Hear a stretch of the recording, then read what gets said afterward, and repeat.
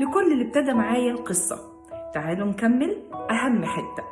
أهم حتة في القصة دي كانت نقطة تحول قوية جدا. بعد ما عدت البنوتة دي بصعوبات كتير وتحديات كتير، منها أمراض قالوا عليها مزمنة، ومنها أعراض، ومنها حاجات كانت بتخليها دايما في حالة بانيك أتاك، بتخليها دايما في حالة عصبية وغضب. نقطة التحول دي كانت إنها فهمت إن الأخذ بالمسؤولية غير شيل المسؤولية.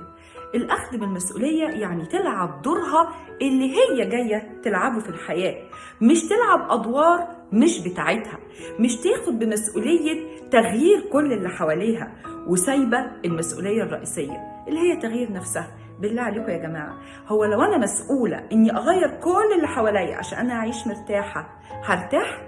لكن لما أكون مسؤولة إني أغير حد واحد بس، وطبعا مش هغير نفسي أرميها، لا، بغير اللي فيها، ولما هغير اللي فيها ساعتها هعرف بجد ارتاح. تعالوا نكمل رحلتنا ونعرف أكتر بقية مفاتيحنا.